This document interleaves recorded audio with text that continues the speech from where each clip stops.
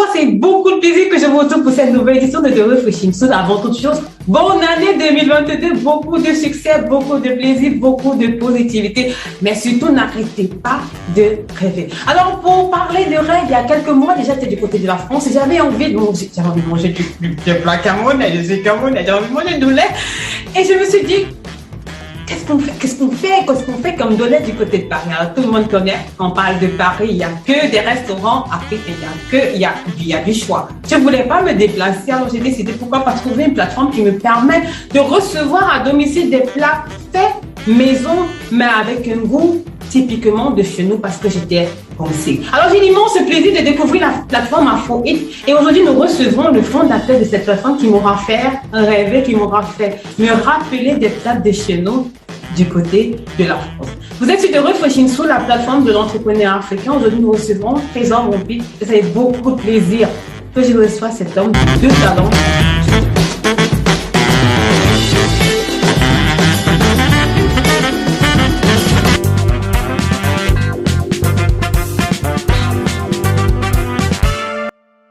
On y est arrivé, on a eu un long week-end, on y est arrivé, je dois le dire, c'est important. Je pense que voilà, c'est compliqué, mais nous avons pu trouver quand même du temps pour nous permettre de réaliser cette émission. Merci à vous. Alors, je tiens à vous dire merci d'avoir accepté de partager ce moment dans notre compagnie, mais surtout d'avoir accepté d'inspirer d'autres jeunes qui aimeraient justement se lancer dans l'entrepreneuriat. Je suis certaine que vous partagez la même vision de Refreshing Soup qui serait de proposer des icônes comme ça, de proposer des images, des personnes comme ça pour qu'ils puissent inspirer les plus jeunes, pour qu'ils puissent inspirer les jeunes africains, que c'est au travers de l'entrepreneuriat que l'Afrique reprendra la route juste. Oui, bien évidemment, nous sommes là pour promouvoir surtout le savoir-faire africain parce que au-delà de tout ce que les autres peuvent penser, nous voulons aussi démontrer que l'Afrique a quelque chose à montrer et qu'on sait aussi faire comme les autres.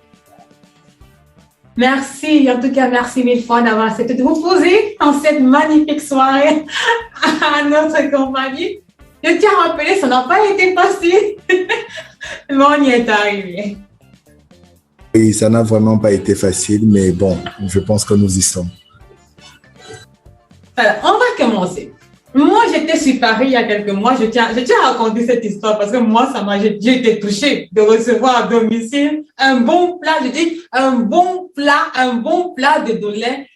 J'étais choquée. Alors, j'ai tellement été intéressée, j'ai énormément été intéressée par ce concept-là. J'ai énormément été touchée d'avoir la possibilité de recevoir les mets traditionnels de chez moi, les mets de chez nous en réalité, à domicile, que je me suis dit, mais qui est derrière cette idée-là?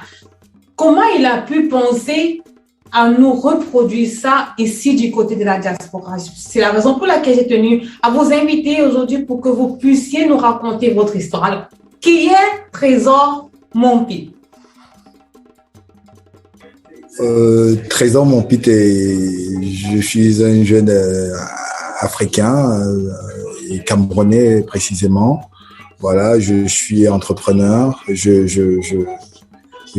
vis en France depuis 10 ans maintenant et je travaille dans beaucoup d'autres domaines à part le secteur de la livraison, comme vous le voyez avec AfroEat. Mais à la base, parce que je sais qu'il y a un dicton qui dit « on ne naît pas entrepreneur, on le devient ». Donc, vous voulez me dire de cette façon que vous êtes né entrepreneur, vous aviez dans la plus tendre enfance l'esprit d'entrepreneuriat ou bien c'est venu avec le temps? Quel est votre parcours déjà quand vous êtes au Cameroun, quand vous êtes plus jeune? Est-ce que vous pensez déjà à l'entrepreneuriat comme une voie pour vous? Oui, je viens d'une famille d'entrepreneurs. Ma mère qui est une grande commerçante depuis avant que je ne sois né et qui faisait la ligne. Ma maman fait partie des premières femmes qui ont initié la ligne de Cotonou Douala par la route et ramenait beaucoup de femmes par là. Et mon père était commerçant au marché central de Douala. Donc, si vous connaissez bien le marché central de Douala, mon père fait partie des premiers, des premières coopératives qui ont intégré ce marché central à Douala. Et à quel moment, justement, lorsque vous parlez du marché central, je me rappelle encore, j'ai encore un souvenir. Et ça reste, je dis, c'est ancré en moi, j'ai encore un souvenir. En fait, ce grand marché magnifique, pour moi, c'est le plus beau marché du monde. Je suis camerounaise, 237 représentée. J'ai encore un souvenir, en fait, le marché central, en fait, avec tellement de boutiques. Mais à votre âge, est-ce que vous commencez à vous insérer dans la vie active? Est-ce que vous commencez à vous insérer, à avoir dans votre ADN, la volonté de devenir indépendant, déjà tout jeune, ou bien c'est une chose qui arrive quand vous dépassez l'adolescence, ou bien quand vous grandissez, ou bien quand vous décidez de comprendre vraiment qu'est-ce que c'est qu'être indépendant financièrement? En grandissant, mes parents m'ont fait toujours comprendre que voilà, il fallait se battre pour ce qu'on voulait avoir. Je viens d'une famille modeste. Mon père, qui est arrivé à Douala dans les années 84, 83, il s'est lancé dans la vie et la vie n'a pas toujours été facile pour lui aussi. Et après, quand je suis arrivé au monde, il m'a toujours fait savoir que rien n'était facile. Pour que j'obtienne quelque chose, il fallait que je travaille. Donc, moi, en grandissant, je savais qu'il fallait chercher de l'argent. J'étais quelqu'un qui allait au marché central déjà les week-ends, les vendredis soirs, travailler pour que le lundi, je puisse avoir de l'argent. Peut-être aussi, on avait un endroit au marché central de Douala qu'on appelait Nkouloulou, qui était un endroit où on vendait toutes les belles baskets, les plus belles baskets qui sortaient des États-Unis et tout. Donc, c'est là-bas que nous, on allait se ravitailler. Et pour avoir des belles baskets le lundi au lycée, il fallait travailler. Donc, mes parents m'ont dit, si tu veux avoir de l'argent, il faut travailler. Donc, très jeune, j'allais au marché, je travaillais, j'étais déjà dans l'entrepreneuriat. J'allais aider ma mère, j'allais aider mon papa, je ramenais du poisson sur la tête pour vendre dans le marché. Et j'ai grandi dans ce monde-là. En fait, vous avez été moulé, façonné, transformé pour devenir entrepreneur à Laval. Et Trésor Montpitt à 20 ans, qu'est-ce que c'était? À 20 ans, j'étais déjà un homme d'affaires. J'étais dans les Émirats Arabes Unis dans les années 2008, 2007, 2006, parce que j'avais la première société africaine aux Émirats Arabes qui faisait dans l'import-export. Ça avait des femmes qui étaient au Cameroun qui n'avaient pas la possibilité de venir, par exemple, à Dubaï ou bien Kinko, parce que ce n'était pas encore ouvert comme aujourd'hui, il n'y avait pas encore Internet et tout. Donc, il y avait ces femmes qui venaient, qui ne savaient pas comment faire acheminer leurs colis au Cameroun.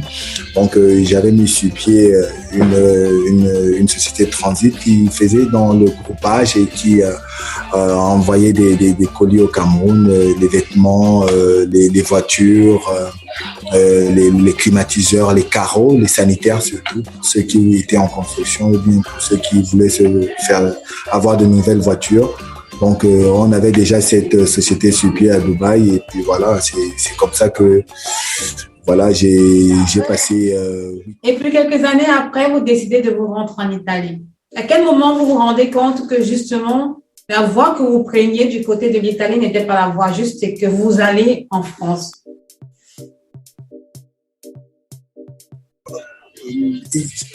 Quand j'arrive en Italie, je viens en Italie justement parce que après les années 2009, il y a eu, après la crise, c'était compliqué au niveau des Émirats Arabes Unis dans le Golfe et dans le Moyen-Orient. C'était vraiment compliqué. Et parce que c'est un pays où la crise avait vraiment impacté. Donc, les affaires n'étaient vraiment plus comme il fallait. Donc, je me suis dit, qu'est-ce qu'il reste à faire? Donc, c'est aller découvrir d'autres cieux comme bon aventurier. Je suis rentré au Cameroun et après le Cameroun, je suis allé en Italie. Donc, on va donc venir à l'histoire. On va voyager. On a voyagé, on est arrivé en Italie et puis quelques années plus tard, on se retrouve en France. Donc, vous faites votre droit à la Sorbonne. À quel moment vous décidez?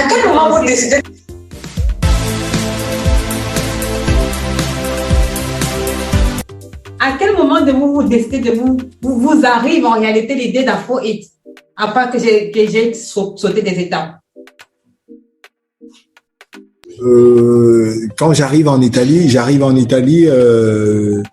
je pense le 14 juin 2011, bien évidemment. Je reste en Italie 7 mois, 8 mois, et puis je viens en France. Et quand j'arrive en France, je retourne à l'université. Je travaille déjà en France parce que avant d'arriver en France, je suis représentant je parviens déjà quand même à me créer un réseau au niveau de l'Italie parce que je suis représentant des industries italiennes en Afrique. Donc, d'où des partenaires à moi me sollicitent pour développer des produits italiens qui n'étaient pas bien connus en France ou en Afrique. Donc, c'est comme ça que je m'installe en France. Et je me rends compte qu'il fallait que je comprenne un peu comment est-ce que le système fonctionnait. Donc, je retourne à l'université et voilà, je passe un pré-DAEU. Après, parce que quand j'arrive, on me dit qu'on ne pouvait pas, voilà, les diplômes, c'était compliqué. Donc, je fais un pré-DAEU. Après, je fais un DAU qui est un diplôme d'accès aux études universitaires. Après ça, donc, c'est où je m'inscris en licence 1 en sciences politiques de Paris, à la Sorbonne de Paris. Eh bien, à quel moment vous arrivez dans l'idée d'Afro-Hit?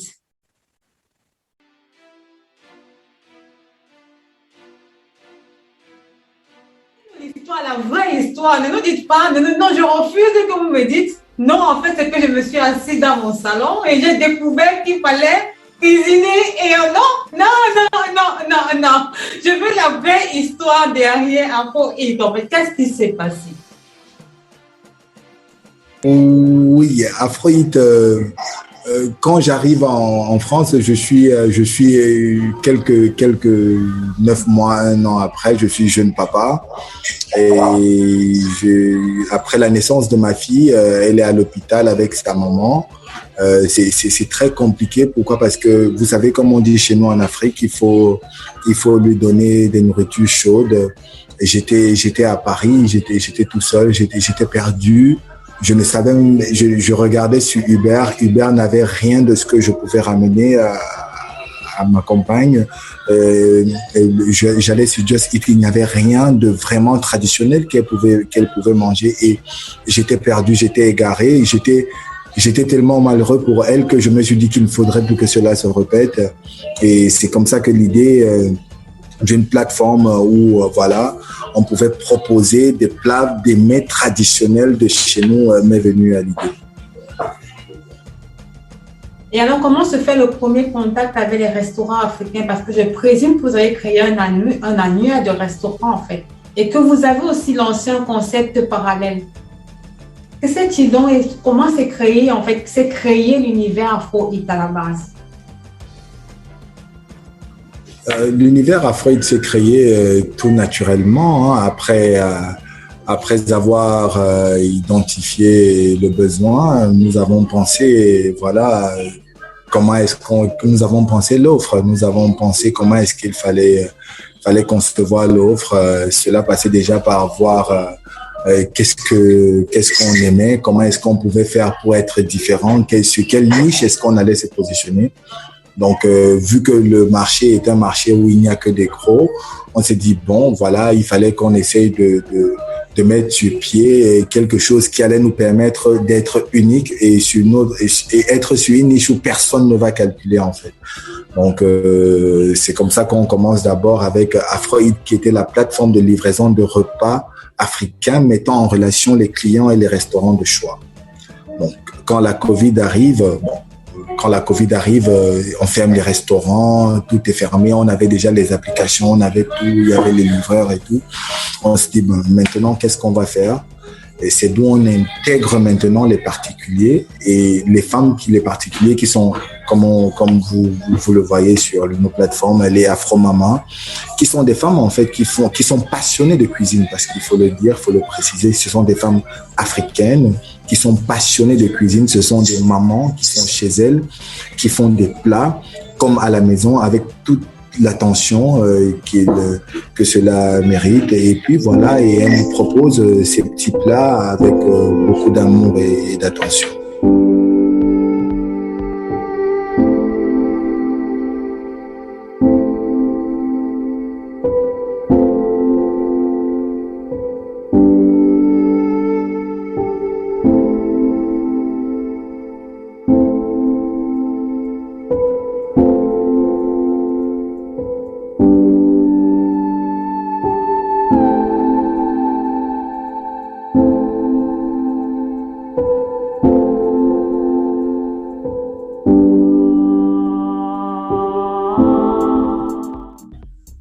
En parlant de beaucoup d'amour et d'attention, j'ai fait un beau tour comme ça tout récemment et je vous invite à y aller sur la page Instagram Afro-Hit, service Afro-Hit France. J'ai vu une vidéo qui m'a touchée. J'ai vu une vidéo d'une dame, en fait, qui écrasait du piment à la pierre. Ça, c'était, et il y avait une autre vidéo d'une dame qui pilait un couscous dans les mortiers de chez nous. J'ai tellement été touchée parce que je me suis retrouvée chez moi quand j'ai eu l'impression de voyager, de rentrer dans ce côté traditionnel de chez nous qu'on avait l'habitude de voir, avec lequel on avait pratiquement un espace où on a grandi. Je pense Afro-Hit, c'est la représentation même de notre culture ramenée ici. C'est nos mamans qui cuisinent de la manière la plus traditionnelle que ce soit. Et c'est juste magnifique. Je vous invite à y aller. Je vous invite à justement aller sur cette page-là et à vivre l'expérience Afro-Hit. Comment on fait pour contacter le service client d'Afro-Hit? Pour nous contacter, c'est sur nos pages Instagram, il y a des téléphones, il y a notre page Facebook. Pour le moment, nous avons, c'est aussi important pour nous. Pourquoi? Parce que nous avons décidé de ne pas encore laisser les plateformes au public. Pourquoi? Parce que nous sommes en train nous voulons créer une vraie communauté. Nous voulons créer une communauté de base. Ça veut dire des gens qui vont nous voir évoluer. Nous voulons évoluer avec nos clients. Nous voulons que nos clients suivent comment est-ce que le travail et que l'amélioration de la plateforme se fait. Pourquoi? Parce que c'est justement ça le but. Le but n'est pas seulement de venir et vendre ou bien dire qu'on vend. Le but, c'est de faire comprendre aussi à ceux qui n'ont pas la possibilité ou bien qui se disent qu'est-ce que je fais, comment je fais, qui se pose encore des questions de savoir que on peut évoluer même en étant sur le terrain. On n'évolue pas seulement avec les papiers ou bien où on calcule les projets. Pour faire mûrir un projet, il faut pratiquer le projet. Il faut que le projet soit opérationnel. Même avec ces petits moyens, on peut commencer et c'est justement ça l'idée de notre projet. Nous sommes une plateforme proactive. En fait, il voulait vous dire qu'il voulait se cacher, mais il n'a pas pu se cacher parce que le fait juste la trouver. Il voulait se cacher, mais bon, on s'est repéré les pépites. On connaît repérer les pépites. En tout cas, merci mille fois pour cette volonté de partager, de nous ramener chez nous à domicile et de créer cette communauté-là justement où on vivra les sensations culinaires que vous souhaitez partager avec votre public. Une histoire particulière. Je voudrais une histoire riche en fait, une histoire qui raconterait justement le parcours d'Afro-Hit, l'expérience Afro-Hit. À quel moment de vos débuts en fait, à quel moment des débuts d'Afro-Hit vous avez pensé, je veux abandonner, ça peut ne pas fonctionner. Est-ce qu'à un moment de votre parcours, vous avez été découragé? Je le dis toujours que pour comprendre le monde qu'on vit, il faut être au courant des mutations environnementales. Pour comprendre le monde qui nous entoure, de ce qui se passe, Et aujourd'hui, je me suis rendu compte à un certain moment que Afro-Hit n'avait plus de choix que d'exister. Afro-Hit n'avait plus de choix que de répondre à une demande parce que le besoin est réel. Le besoin y est. Et depuis que nous avons commencé Afro-Hit en pilote. Nous avons dit, voilà, on va commencer avec un pilote et le pilote, ça s'agrandissait. Tous les jours, nous avions des commandes. Tous les jours, nous avons des demandes. Et je n'ai vraiment jamais ressenti le besoin d'abandonner. Pourquoi? Parce que je me dis que quand on parvient à rendre ou bien à transformer les difficultés en expérience, on a réussi. Moi, c'est mon avis à moi. Et toutes les difficultés que nous traversons avec Afrohit, nous essayons au quotidien de les transformer en expérience. C'est ça la force d'Afrohit. Les difficultés ne sont transformées qu'en expérience. Donc, nous avons des difficultés, bien évidemment, mais nous ne les considérons pas comme des difficultés. Nous essayons de surpasser les difficultés au quotidien. C'est un peu pour dire qu'au quotidien, les difficultés peuvent devenir des opportunités. Aujourd'hui, je demanderai à Afrohit, je demanderai à Monsieur Trésor, mon fils. Rendez-vous dans 10 ans, rendez-vous dans 5 ans. Que devient Afrohit? Oh, dans 5 ans, je dirais c'est trop loin. On va déjà aller pas à pas. Je pense que dans un an déjà, Afrohit sera quand même bien installé dans Paris et quelques villes proches de Paris. C'est déjà ça le cap.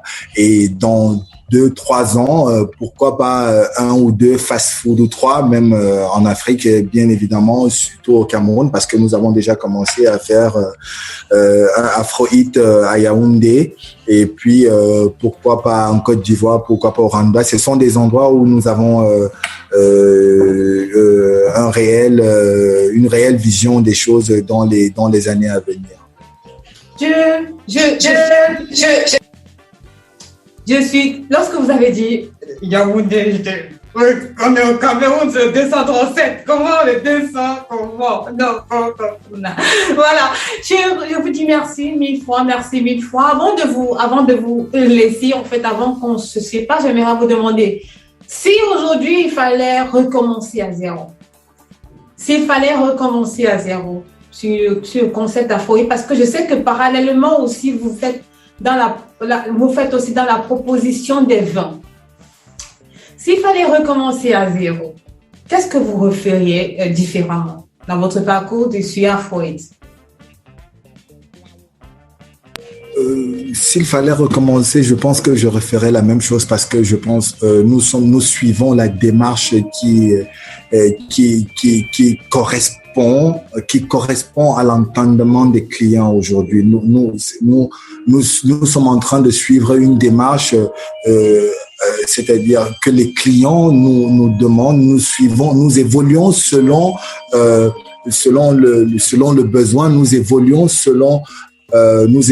modifions la qualité de notre service selon le besoin de nos clients. Donc aujourd'hui, on essaie d'évoluer avec nos moyens, on essaie d'évoluer comme on peut et je pense que d'ici là, voilà, tout sera au mieux. Et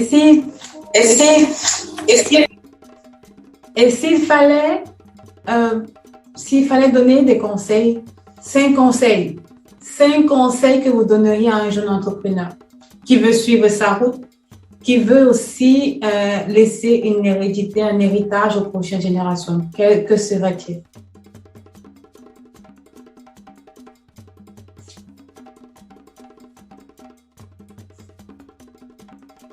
Non, je vous entends pas, Si je devrais laisser quelques conseils à d'autres personnes qui voudraient se lancer dans l'entrepreneuriat, c'est de leur dire qu'ils sachent déjà que rien n'est acquis, et surtout dans l'entrepreneuriat, le monde de l'entrepreneuriat est très très dur. Il ne faudrait pas qu'ils se disent qu'ils vont seulement venir et que ça va être tout est fait. C'est très dur, mais la chance que nous avons, surtout nous les Africains, surtout nous les jeunes Africains, c'est que nous avons l'entrepreneuriat. L'Afrique, nous n'évoluerons l'Afrique et nous-mêmes la jeunesse africaine qu'avec l'entrepreneuriat.